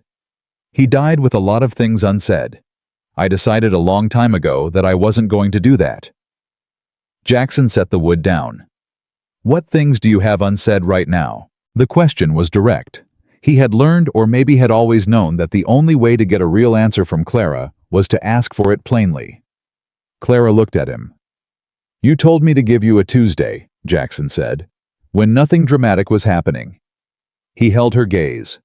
"It's Tuesday, Clara. Nothing is happening. Emma is asleep. The hearing is done. Richard Cole is gone. Hector is gone." A pause. "It's just Tuesday." Clara looked at him for a long time. Then she said, "The morning after we got married, I woke up in your guest room, and I told myself I was here for Emma. That was the whole truth of it. I was here for Emma, and I was going to do this carefully, and not let myself get confused by proximity and difficult circumstances." She kept her eyes on him. "By the end of the first week, I already knew I was in trouble." Jackson was very still. "The wooden rabbit," she said. "That was the first moment. And then every moment after that, every small thing you did that nobody was watching, every time you got it wrong and tried again, every time you sat on the floor with her, every time you didn't say the right words but showed up anyway." She stopped. She looked down. "I have been trying very hard not to feel this because I said 1 year and I meant it, and I didn't want you to think I was—" "Clara." His voice was low. "I'm not finished," she said. He waited. "I'm in love with you," she said. "I think I have been for months. And I'm telling you on a Tuesday when nothing dramatic is happening so that you know it's real." The lamp flickered once. Jackson stood up. He came around the table, and he stood in front of her, and Clara looked up at him from her chair, and he put one hand, that large, scarred, careful hand, against the side of her face. "I knew the first week too," he said. "When you looked at the shelf of animals, and you said the town had been wrong about me for a very long time." His thumb moved once across her cheekbone. "Nobody had ever said that to me. Not like that. Not like they'd actually looked and decided." Clara put her hand over his. "I don't know how to love someone the right way," he said. "I've never—" He stopped. He tried again. "I'm going to make mistakes. I'm going to go quiet when I should talk, and I'm going to—" "Jackson," she said. "Yeah." "Stop talking," she said. He looked at her for one more second. Then he leaned down and kissed her, not with urgency, not with the desperation of a man grabbing at something before it disappeared, but with the steadiness of a man who had waited long enough to be sure, and was now entirely sure, and was going to take his time. Clara's hand moved from his hand to his face. The kitchen lamp burned quietly. Outside, the Montana spring was doing what Montana springs did, wild and cold and full of the particular promise of a land that had been frozen for months and was choosing slowly to open again. In the morning, Emma came into the kitchen before either of them was fully awake and found them both already at the table. Jackson with his coffee, Clara with her near coffee, and stopped in the doorway and looked at them with the sharp-eyed assessment of a child who was very good at reading rooms. She looked at Jackson. She looked at Clara. She looked at the space between them, which was smaller than it used to be. "About time," she said, and went to get herself a bowl for her oatmeal. Jackson looked at Clara. Clara looked at Jackson. And then, in the kitchen of the ranch on an ordinary spring morning, two people who had found each other on the worst possible terms and the best possible reasons. Both started laughing. Really laughing, the kind that came from somewhere deep and surprised and genuinely uncomplicatedly happy. Emma added her brown sugar and pretended not to be pleased with herself. She was extremely pleased with herself. The 1-year mark that Clara had set came and went quietly. Neither of them mentioned it on the day. There was nothing to say about it. The architecture of the arrangement had long since been replaced by something that needed no terms, no review, no expiration. But Clara noticed Jackson noticing the date. She saw it in the way he was slightly more still than usual that morning, slightly more watchful. And that evening, after Emma was in bed, she sat across from him at the table and said, "I'm not going anywhere." He looked up. "I know a year was the agreement," she said. "I know we said reassess." She held his eyes. "I'm reassessing. The answer is no." Jackson looked at her. "No to what?" "No to leaving." She kept her voice steady. "No to going back to the bakery and the quiet life and the everything manageable. No to any version of this that doesn't include you and Emma and this table and the wooden animals and the coffee that's too strong every single morning." Jackson was quiet for a moment. "The coffee is not too strong," he said. "The coffee is aggressively strong," Clara said. "You drink it every day." "That is how you know I love you," Clara said.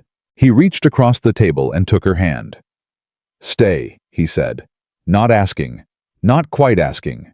The word of a man who knew the answer but needed to say the word anyway. "Already staying," Clara said. His thumb ran across her knuckles. Outside the window, the last of the spring light was turning the Montana sky every shade between gold and grief, the way it did when the day was ending well and the night was going to be cold and clear and full of stars. Inside the ranch a fire burned. A wooden girl figure finished. Now stood on the kitchen shelf beside a bear, a horse and a nervous-looking rabbit. And on the shelf beside them, new placed there that morning by a pair of small hands, was a fourth figure, cruder than the others. Made of clay, not wood, shaped at school, with the focused imprecision of a 7-year-old who had decided that the family on the shelf was missing someone. It was a woman, blonde, arms slightly too long, a lopsided smile that somehow against all odds looked exactly right. Emma had put it there without saying anything about it.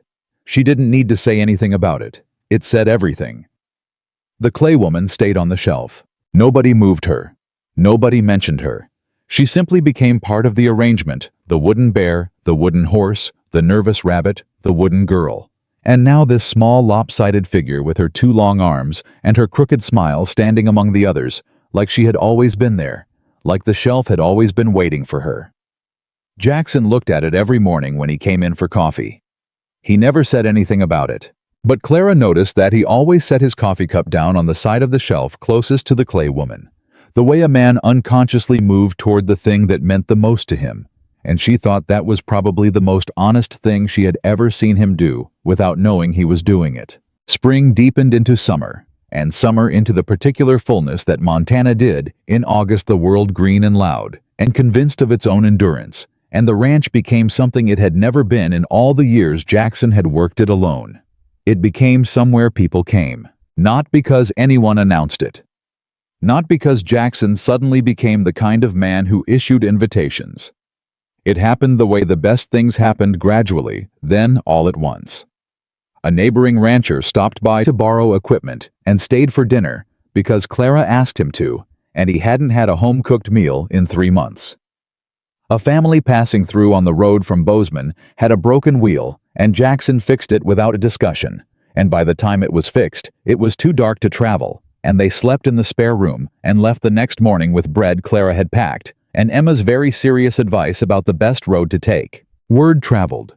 In a small territory, it always did. The word that traveled about Jackson Wilder's ranch was different now from the word that had traveled before. Before the word had been, stay away. Cold man. Hard man. Doesn't want company. Now the word was something harder to summarize, something people tried to describe and couldn't quite settling eventually for something's different out there. Go see for yourself. Jackson didn't fully understand what was happening at first.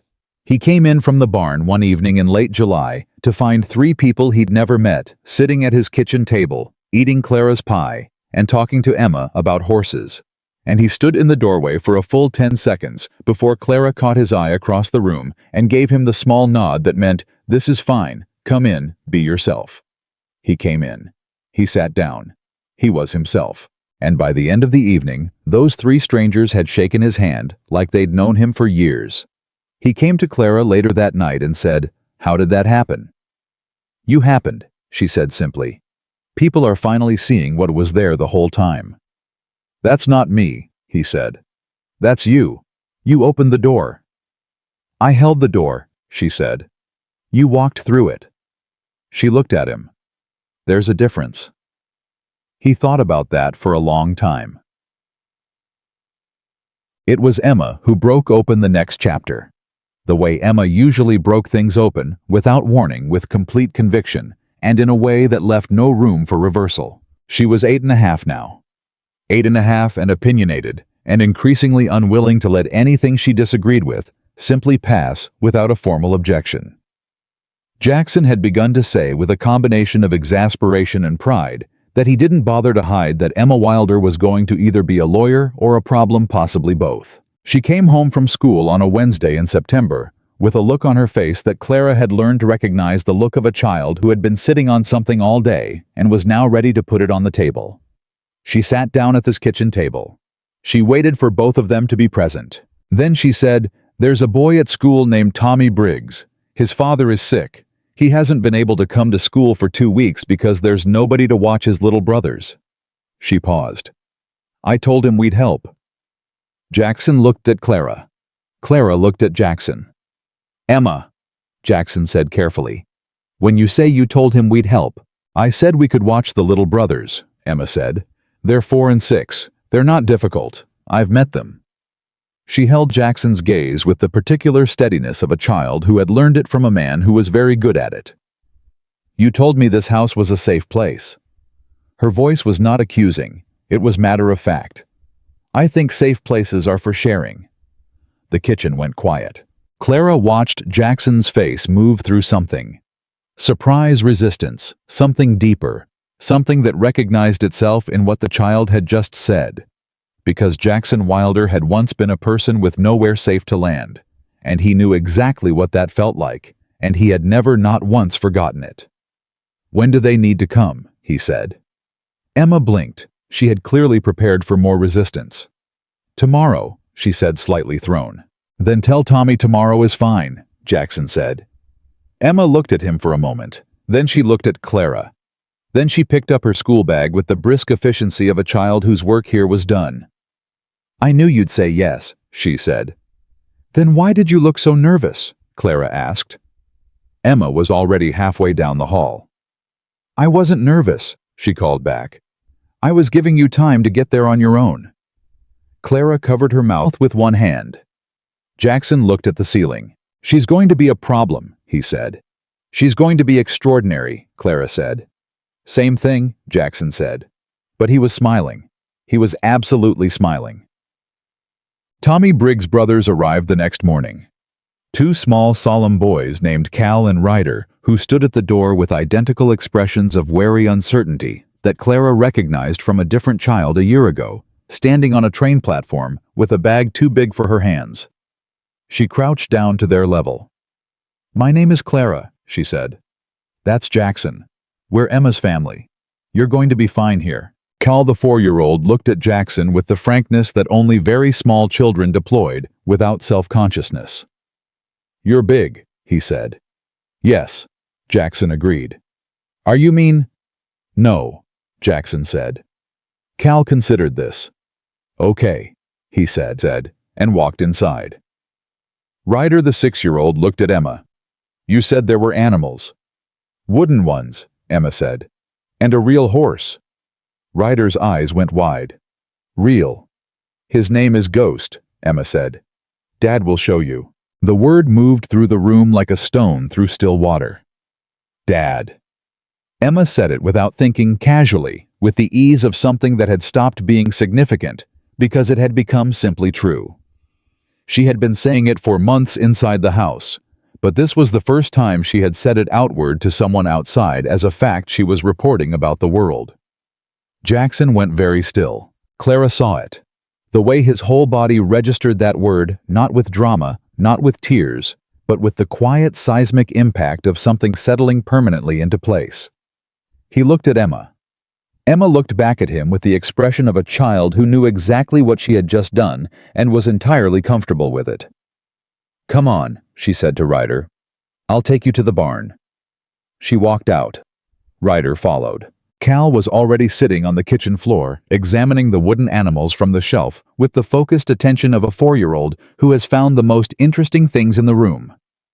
Jackson looked at Clara. She said it, he said. His voice was barely above a breath. She said it, Clara confirmed. He nodded once. He pressed his lips together. He turned toward the door to follow the children to the barn. At the door, he stopped. Clara. He didn't turn around. I know, she said.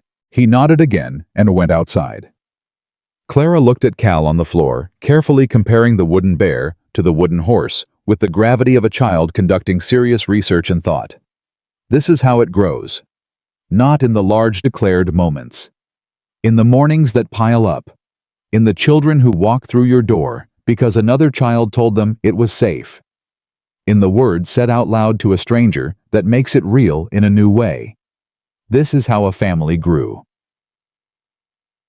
What Clara had not anticipated, what she genuinely had not seen coming in all her careful planning, all her practical management of the situation from the beginning, was what the ranch would do to her own heart. She had loved her bakery. She was honest about that.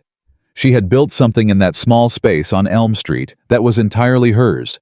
The rhythms of it, the early mornings, the smell of bread, the particular satisfaction of a thing made well and given to someone who needed it. She had been proud of it in a way she didn't talk about much because the women of Harlow tended to be suspicious of a woman who was too openly satisfied with her own work. She had given up 3 days a week of it for the ranch. Then 4. And then somewhere in the blurred middle of a Montana winter and a custody hearing, and a man who put too much coffee in the coffee, she had given up the last of it without noticing until it was already done. It was Martha Cole who said it out loud in October over a cup of tea at the church. You closed the bakery, Martha said. I'm running it from home now, Clara said. Mornings. The orders come to me. Martha looked at her over her cup. You don't miss it. It wasn't a question. Clara thought about this honestly. I miss parts of it, she said. I miss the solitude of it. The way I could be entirely myself in that space without having to... She paused. But I don't miss what it was for. She held Martha's gaze. It was for me when I had nothing else. The ranch is for all of us. She paused. That's bigger. Martha set down her cup. Your mother would have liked him, she said without transition. Clara blinked. Jackson. She liked men who meant what they did more than what they said. Martha smiled. There are fewer of those than you'd think. Clara looked at her hands. Martha, she said, did you send me to that bakery knowing... Martha took a very long sip of tea. Martha, I sent you to that bakery, Martha said carefully, because I believed Jackson Wilder was a better man than this town had decided he was. And I believed you were the kind of woman who could see that. And I believed there was a child who needed both of you. She set down her cup. Whether I knew anything, or simply hoped, that's between me and God. Clara stared at her. Martha folded her hands with the serenity of a woman entirely at peace with her own meddling. You're impossible, Clara said. I'm experienced, Martha said. There's a difference. The second big twist arrived in November, 1 year and 4 days after Jackson had ridden into town in desperation with a letter in his pocket and no plan. It arrived in the form of a second letter. This one was from a lawyer in Billings, not Richard Cole's lawyer. A different firm entirely, and it concerned the estate of one, Daniel Wilder deceased, and the matter of a property in Billings that had never been formally settled because there had been no known heir at the time of Daniel's death, and which had now given the legal establishment of Emma Wilder's guardianship and family status become a matter requiring resolution. Jackson read it twice standing at the mailbox. He brought it inside and handed it to Clara without speaking. Clara read it. Then she read it again. Daniel owned property, she said. Apparently, Jackson said. In Billings. A house, Jackson said. A house and some acreage. He sat down. He sounded slightly stunned the way a man sounded when something arrived that he hadn't known he was missing. He built something, Jackson said. He had a life there, a house, land. He paused. He was going to give Emma something real. Clara sat across from him. He did give her something real, she said quietly. Emma has it. She carries it everywhere. Jackson looked at her. The way she is, Clara said. The stubbornness and the humor and the way she doesn't let anything slide that matters to her that came from Daniel. You said it yourself. That's his. She paused. The property is just extra. Jackson was quiet for a long moment. The house, he said slowly. Emma should know about it. When she's older, it should be hers. Whatever's there. He looked at Clara. Her father built it. She should have it. Yes, Clara said. Will you come with me to see it? Of course, Clara said. He reached across the table and took her hand. She turned her hand over and held his. I keep thinking, Jackson said, about the version of this year where I didn't walk into your bakery, where I tried somewhere else or gave up or... He stopped. Emma would have gone to Great Falls. Don't do that, Clara said. I know. You walked in, she said firmly. That's the story. You walked in, and I said yes, and Emma came home. She held his gaze. The other versions don't exist. Only this one. He looked at her for a long moment. Then he said, I want to marry you again. Clara blinked. We're already married. I know. His voice was steady and entirely serious. I want to do it again. Properly. Not in a courthouse at 6:40 in the evening with a judge who thought we were insane. He paused. I want Emma there. I want Martha there. I want Hector there if he'll come. He held her eyes. I want to say the words in front of people who know us. Because the first time I said them, I meant them more than I knew, and I want to say them again, now that I know how much I meant them. Clara looked at him. She looked at this man who had ridden into a bakery with 11 years of loneliness on his back and a letter in his shaking hands, and had somehow in the space of 12 months become the person she built her whole life around without ever making a formal decision to do so. Yes, she said. He smiled. Actually smiled full and real, the way he'd been smiling more frequently now, not the almost smile, not the breath through the nose, but the real thing, the kind that changed his whole face and made him look like the person he had always been underneath everything else. Yes, she said again, because it felt good to say, and she wanted to say it twice. They were married again on a Saturday in early December in the yard of the ranch with the cold Montana sky above them, and the ground frozen underfoot, and their breath coming in white clouds, and nobody caring about any of it because the fire in the barrels was warm, and Martha Cole was crying, and Emma was standing beside Clara as her maid of honor, with a gravity and importance she wore like a coat 2 sizes too big and completely owned anyway. Hector Reyes came. All 9 of them came. They stood at the back as they had stood at the courthouse. But this time, there was no gallery, no formal separation, no back row. They stood among everyone else, big and road-worn and entirely present, and Hector had brought something none of them expected, a bottle of whiskey from Daniel Wilder's favorite distillery in Billings, which he had tracked down through channels he didn't explain, and which he presented to Jackson before the ceremony with a single sentence. "He would have wanted to be here," Hector said. "This is the closest I could get him." Jackson held the bottle for a long moment. "Thank you," he said. And he said it the way men said things when words were nowhere near sufficient, but were the only tools available. Hector nodded and stepped back.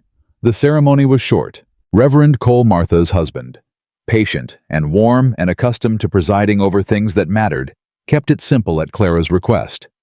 She had asked for plain words, real ones, nothing ceremonial for ceremony's sake. Jackson said his vows, looking at Clara with the focused directness of a man who had learned over 12 months that the most important things deserved to be met head-on. He said, "I spent a long time believing that being alone meant I was strong. I know now that I was just afraid. You showed me the difference. You walked into my life on the worst possible terms, and you chose every single day to stay. I'm going to spend every day I have earning that." Clara said her vows, looking at Jackson with the steadiness that was the truest thing about her, not distance, never distance, but the grounded certainty of a woman who knew herself well enough to know what she was choosing. She said, "I came here for Emma. That was the whole truth on day one. And it's still true. I would do it again for her without a second thought. But somewhere in the middle of all of it, I started doing it for us. For this." She paused. "For the coffee that's too strong, and the wooden animals, and the way you sit on the floor without being asked, and the way you stayed outside Emma's door because you didn't know what else to do, but you knew that being close was something." She looked at him. "You're the best man I know. I need you to know I know that." Jackson's jaw moved. Emma, standing beside Clara, made a soft sound that was not quite a word but communicated clearly that she found all of this simultaneously embarrassing and deeply satisfying. Reverend Cole said the words that made it official for the second time, and this time the weight of them landed differently. Not with the sharp urgency of that first courthouse evening, but with the full settled permanence of something that had been tested and had held. They kissed. Emma made a noise of theatrical protest that made everyone laugh. And Hector Reyes in the back opened the bottle of Daniel's whiskey and poured a small amount into the frozen grass and said something quietly in Spanish that none of the people near him understood, but all of them felt. In the months that followed, the ranch kept growing, not in acreage, but in the way that mattered. The neighbors kept coming. The travelers kept stopping. Word kept traveling. Jackson began letting a family from the valley use the east pasture for their cattle through the hard winters. He never charged them. He would not discuss being thanked for it. He simply arranged it and moved on the way he had always done quiet things, except now there were people around to notice.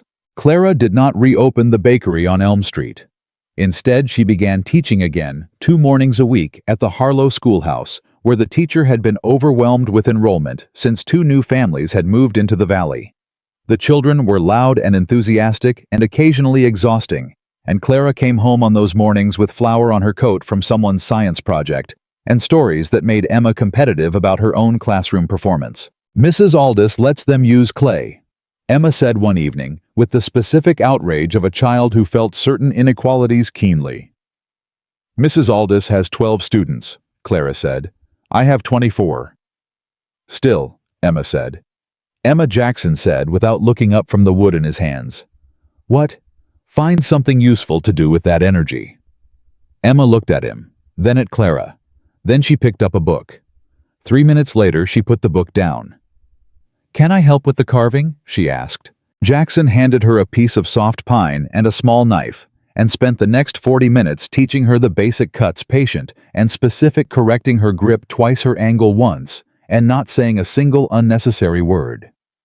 Emma worked with her lower lip pressed between her teeth and the absolute focus of a child who had decided this mattered. Clara sat across from them with her papers from the school and looked at them over the top of her reading and thought, this is the thing. This ordinary, unremarkable, entirely irreplaceable. Tuesday evening, with the fire and the pine shavings on the table, and the man and the girl bent over the same piece of wood. This was what Jackson had been building toward without knowing it all those years alone. Not the carved animals, not the empty room, not even the ranch itself. This. The twist that came in February was not dramatic. It was the kind of twist that arrived quietly and then turned out to be enormous. Emma came home from school and sat at the table and did not immediately start talking, which was unusual enough that both Clara and Jackson noticed. Clara let it sit for 5 minutes.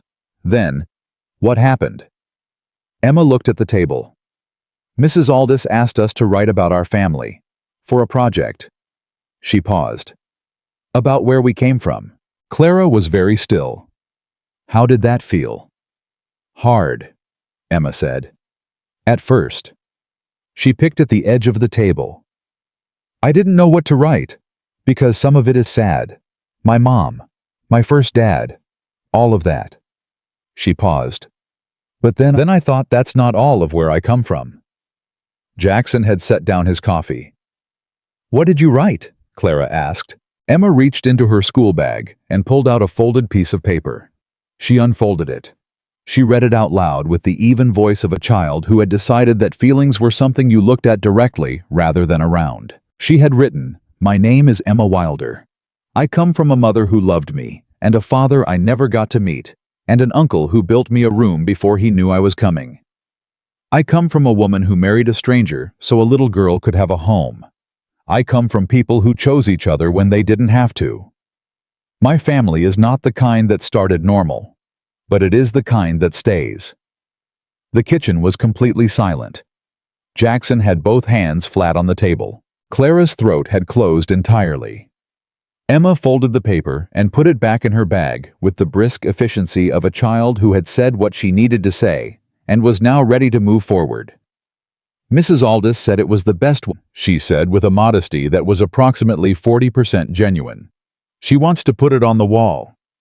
"It should be on the wall," Clara managed. Emma looked at Jackson. "Are you okay?" Jackson looked at her for a long moment. "Yeah," he said. His voice was rough. "Yeah, I'm okay." Emma studied him with those dark eyes. Daniel Wilder's eyes, honest and direct, and unwilling to let anything important slide past. "You're crying," she said. "I'm not crying," Jackson said. "Your eyes are wet." "It's dry in here," Jackson said. Emma looked at Clara. Clara held up both hands. Emma shook her head at both of them with the fond exasperation of a child who had become the most emotionally competent person in the household and was making peace with that responsibility. "I'm going to do my homework," she said. She went down the hall. Jackson and Clara sat in the kitchen in the silence she left behind, and the silence was full of everything. The year they'd made, the life they'd built. The child who had arrived on a train platform with a bag too heavy for her hands and had somehow become the person who understood all of it most clearly. Jackson reached across the table. Clara took his hand. "The kind that stays," he said softly. "The kind that stays," Clara said. Outside, the February wind moved across the Montana land, cold and real and indifferent to small human histories the way land always was. It had been here before them. It would be here after. But the light in the kitchen window burned warm and steady, the way it had every night for over a year now, because Clara had made it a rule early on, the light stayed on until everyone was home. Everyone was always home.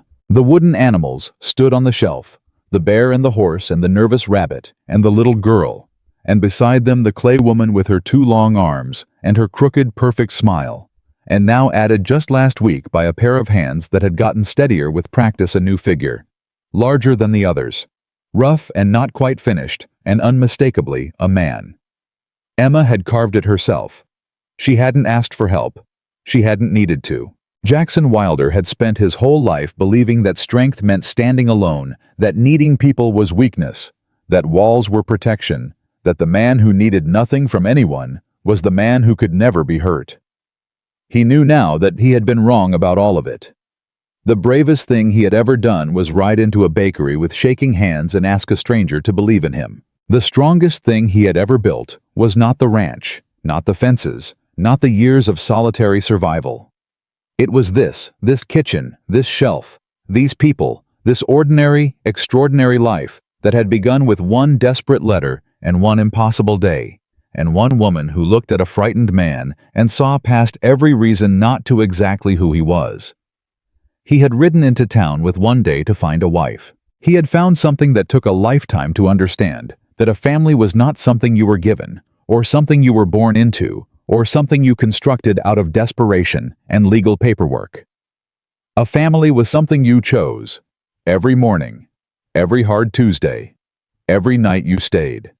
And Jackson Wilder, the cowboy who had lived alone in the mountains for 11 years, had finally, truly, completely, without reservation, come home.